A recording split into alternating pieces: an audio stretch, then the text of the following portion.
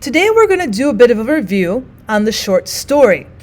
What do you know that goes into making a short story? Let's start off with some of those parts. Let's start with the word conflict. Now, the conflict is the struggle between the main character, the protagonist, and an opposing force. There are several different types of conflict. After all, your protagonist is going to be your character, so we're going to start off with the word human. And because they have to be against something else, you can see in the 6 different types that there are different things that they can be in conflict with. For example, you've got human versus human versus nature, human versus society, human versus technology, human versus the supernatural, and the human versus itself. So let's start with the human versus the human conflict. This is where the character is going to struggle with another character. For example, perhaps Jackson and Andre are both interviewing for the same job.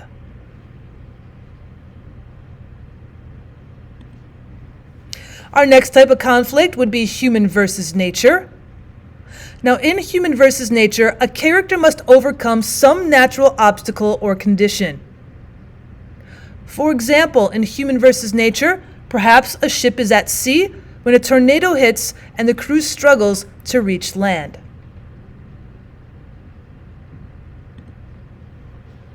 The next type of conflict is known as human versus self. Now, in human versus self, a character develops an internal struggle between their thoughts and ideas. For example, in human versus themselves, Jasmine finds $700 on the floor of the bank and no one sees. She doesn't know if she should keep it for herself or return it.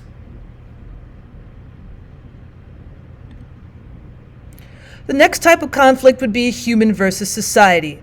And this is when a character disagrees with social values, the laws, or perhaps the beliefs of the majority of the people. In human versus society, an example might be, Jonathan turns 18 and is required to join the war for conscription, but he does not believe in violence. We also have the human versus technology conflict. In this, it's when a character is in conflict with technology that could come in a variety of forms. An example of human versus technology might be, Elizabeth faces a troop of robots she's created that have turned on her and want to kill her.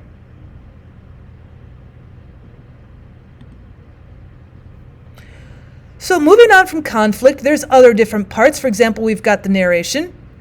And there are several different parts of narration. For example, there could be first-person narration. Now, this story is told by the main character or someone who's close to the main character. You're usually going to see the first-person pronouns such as I, me, and we being used. And the story is told from only one person's perspective. Another type of narration would be third-person omniscient. The narrator themselves are not involved in the story.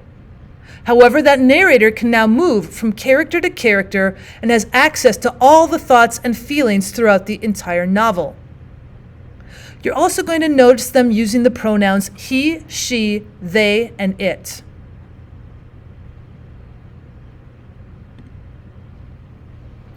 Another type of narration is known as the third-person objective.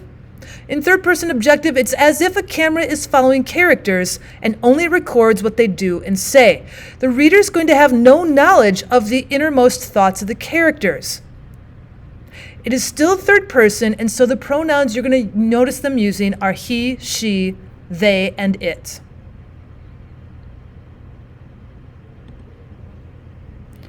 So let's try looking at the different types of narration. For example, Johnny and Rachel were waiting at the bus stop in the rain. Johnny was so cold that he kept thinking about drinking a cup of coffee. Rachel didn't actually notice the rain because she was thinking about the huge assignment she had to write when she got home.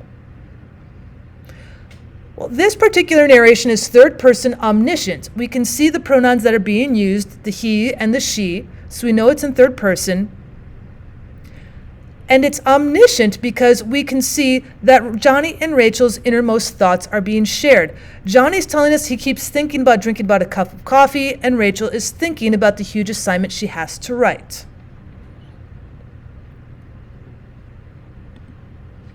So let's see if we can guess the narration here. It was late at night on a cold winter evening. I was at home waiting for my boyfriend to come over because he was already 30 minutes late. I was starting to get worried because he was a very punctual person.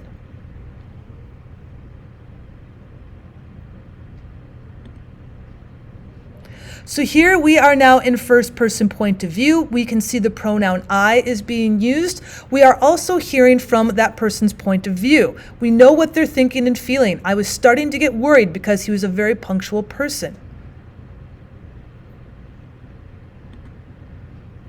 Let's try and guess this narration.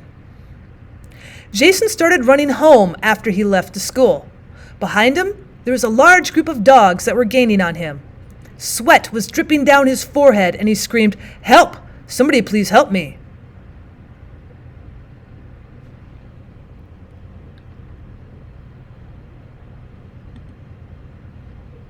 Here we see third person objective. Again, as we're looking for pronouns, we can see he and him being used, so that is third person. But we have objective here because we don't know his thoughts unless he tells us them out loud. Now we can see the sweat dripping down his forehead and we can hear him scream help, but we don't know what his thoughts and feelings are inside. Therefore, it is third person objective.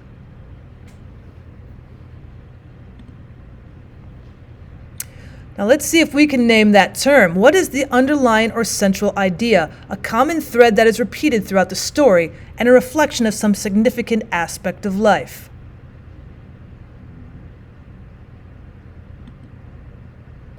That is going to be the theme of your story. Now, when we take a look at a theme, it is going to be what is being learned by the reader through the character's actions. It has to be a reflection of some significant aspect of life. It has to be a life lesson.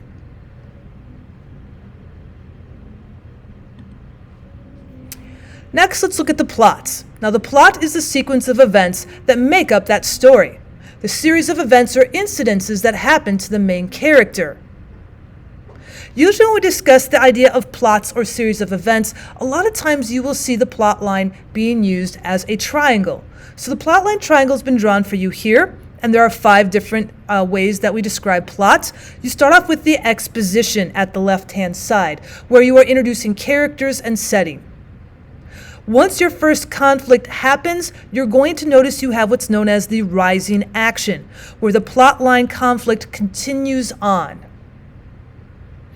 As you begin to resolve the conflicts, you're going to get to what is known as the climax. Now, as we start resolving all of the conflicts, we start getting towards the end of the story, and that is known as the falling action. And once your conflict is resolved, everything is done, and all that is left to be done is to close out the book, to finalize your characters and your theme. That is known as denouement. And you'll notice because there's no more conflict, it is a flat line just like it was for the exposition.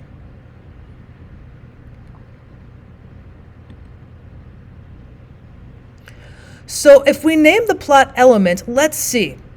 The series of events, conflicts, and crises in the story that leads up to the climax, and these events add intensity and complicate the conflict. That is known as the rising action.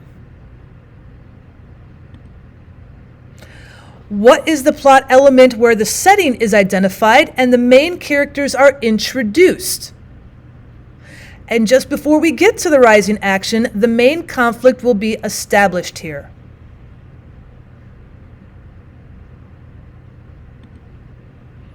That would be the exposition, the introduction of your story. Another plot element. Where is the turning point of the story? It's the absolute height of the tension. It is the very top of your plotline triangle. The main character moves towards their inevitable outcome.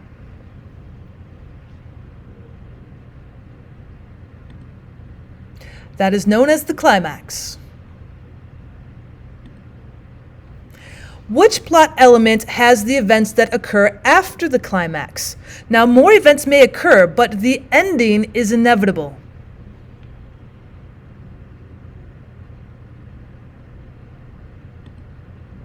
That is known as the falling action.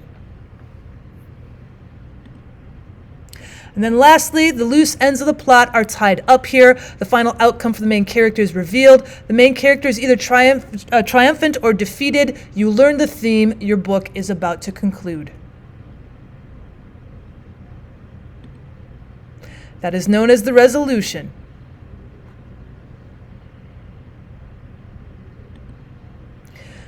Lastly, let's look at setting and point of view. Now, in the setting, it includes 3 components. You need to know the time, you need to know the place, and you need to know what kind of atmosphere we are in. So let's go see if we can find the time, the place, and the atmosphere in the following passage. It was a cold winter day in Russia. The men were standing lined up in a row, ready to hear their names for roll call. They'd been woken up at 4 a.m. and had been awake for 30 minutes. The happiness of Christmas had worn off, and the January blues had set in. It'd be a long while before the men would get to see their families again. Their training camp was 50 kilometers outside the nearest town, so not only were they isolated, but they had no supply stores nearby. So let's start with time. It is daytime. Matter of fact, they even give us a specific time period. It is 4 a.m. and had been awake for 30 minutes, so it is 4:30 a.m. They also talk about the happiness of Christmas being worn off and the January blues had set in, so we know it is January, probably early January. Place, it says it's a cold winter day in Russia. So if you can imagine it being early January, 4:30 a.m. in the morning in Russia. It's cold. And then lastly, the atmosphere. The happiness of Christmas had worn off and the January blues had set in. It'd be a long while before the men would get to see their families again. They are very far away from town and from their families. Christmas has gone away, so the January blues had set in. These men are not happy.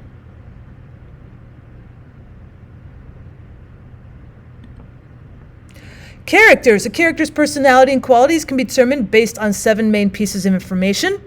So when you look for a character, you know them better through their actions, their thoughts, their dialogue or words, other people's opinions of them, their physical appearance, their relationships, and their motivations.